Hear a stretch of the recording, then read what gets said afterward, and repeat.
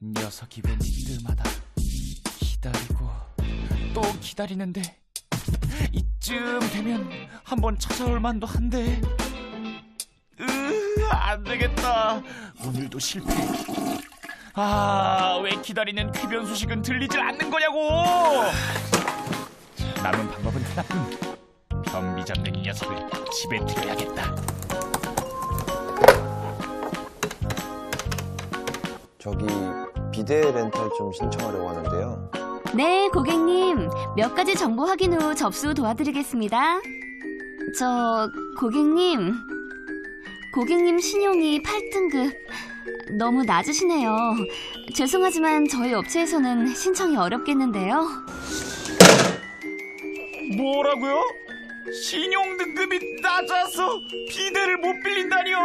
그거랑 이거랑 무슨 상관인데요? 변비의 고통.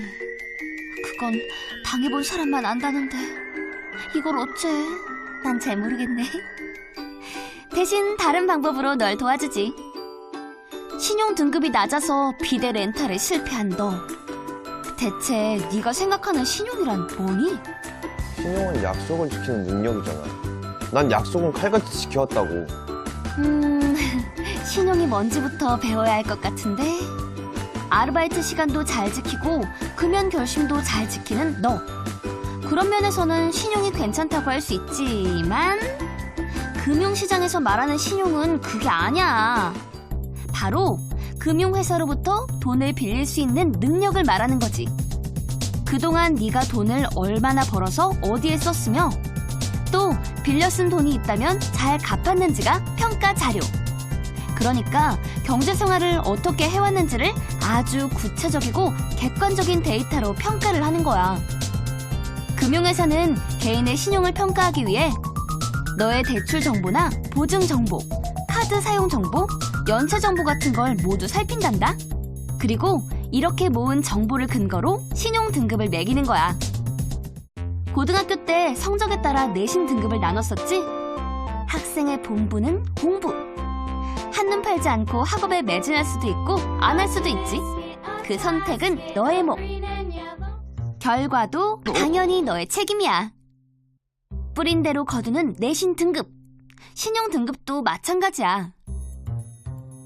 대출이나 신용카드, 휴대폰 요금 등을 연체하면 신용 등급은 하락하고 돈을 빌렸어도 성실하게 갚으면 오히려 신용 등급이 쑥쑥 상승한단다? 그럼 이번엔 신용이 총 몇 등급으로 나뉘는지 알아볼까? 내신에서 제일 좋은 건 1등급. 신용도 제일 높은 1등급부터 가장 낮은 10등급으로 나눠져 있어. 앞으로 1년 안에 90일 이상의 장기 연체가 발생할 가능성을 뽑아내서 등급을 나눈 거지. 넌 8등급이라고 했지? 보통 대출이나 연체가 없는 사회초년생은 신용 등급이 5에서 6등급. 대체 휴대폰 요금을 얼마나 안 냈길래 완전 끝에서 노는구나. 그러니까 휴대폰 요금 좀 제때 내라고 했지. 괜찮아. 비데 못 빌리는 것쯤이야 뭐 어때.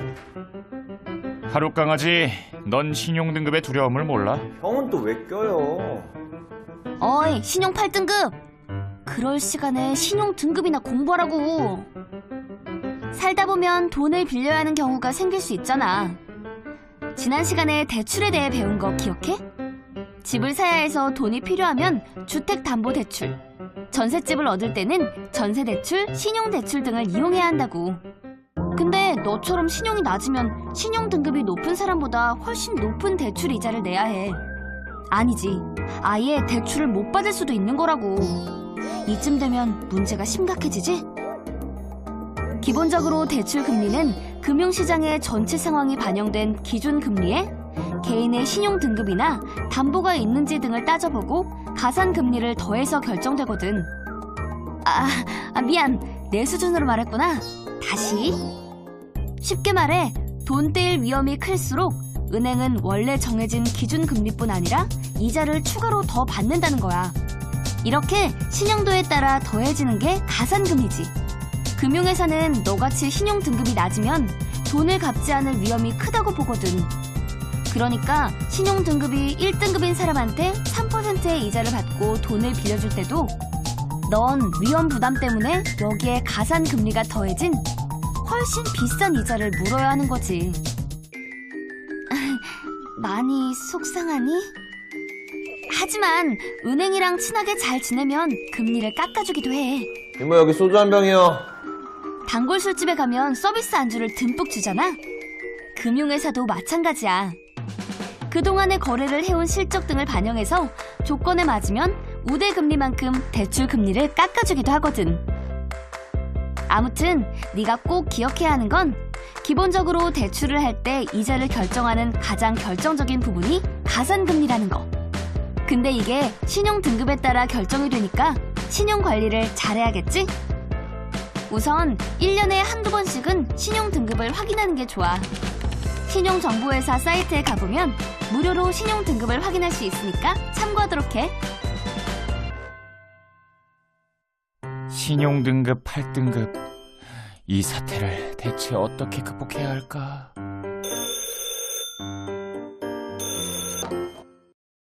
네, 전데요. 네? 돈을 내면 신용등급을 올려준다고요? 50만 원이요? 이게 웬일? 돈만 내면 신용 등급을 올릴 수 있단다. 진짜 그 돈을 내면 신용등급을 올려주는 게 맞나요? 거짓말 아니죠?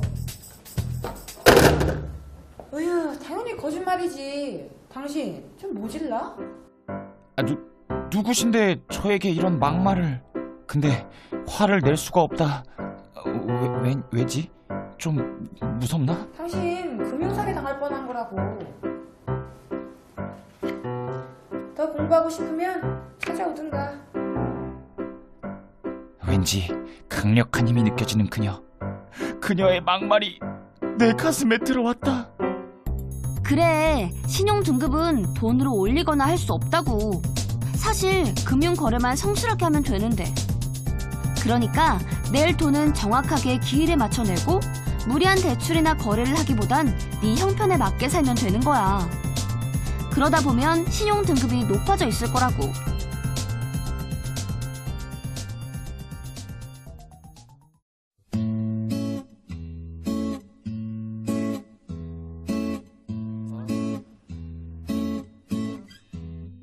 갔네, 갔어. 정신이 안드로메다로 갔어. 이럴 때가 아닐 텐데. 얘, 내 말 안 들리니? 정신 좀 차려봐. 여주야 미안. 오늘은 급하게 갈 데가 있어. 너 지금 뭐하니? 쟤를 따라올 수 있겠나? 네, 한 수 배우고 싶습니다. 어머, 새로 스승이 생겼나 보네? 그래, 신용 등급을 올리기 위한 구체적인 스킬들이 있지. 연체를 하게 되면 무조건 신용에는 안 좋거든. 10만 원 이상의 돈을 5일 이상 연체하면 신용 평점이 깎일 수 있고 30만 원 미만의 적은 돈이라도 90일 이상 연체하면 8등급이나 9등급으로 떨어질 수도 있어. 그니까 자동이체를 잘 활용할 것. 카드 결제뿐만이 아니라 전기세, 수도세, 관리비 같은 것도 되도록 자동이체를 신청하는 게 좋아. 또 돈이 필요할 때는 바로바로 쉽게 받는 대출보다 금융회사를 직접 방문해서 상담을 받고 결정하는 게 좋아. 클릭 한 번으로 몇백만 원 대출! 전화 한 통이면 오케이! 뭐 이런 광고 많이 봤지? 근데 이런 대출을 이용하는 경우 연체를 많이 한다네?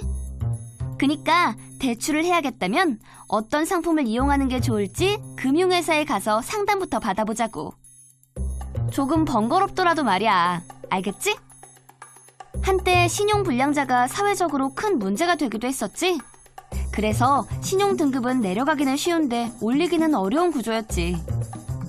특히 이제 막 사회생활을 시작한 사회초년생은 금융거래를 한 이력이 없다 보니까 높은 신용 등급을 받는 것도 어려웠어. 하지만 2016년부터 좀 달라졌단다? 휴대폰 요금이나 가스, 수도, 전기요금, 또 국민연금이나 건강보험료 등을 6개월 이상 잘 내면 가산점을 받을 수 있거든. 정말 좋은 정보지? 성실히 납부했다면 그 증빙 자료를 신용정보회사에 보내도록. 그럼 신용 등급도 올라갈 수 있을 거야.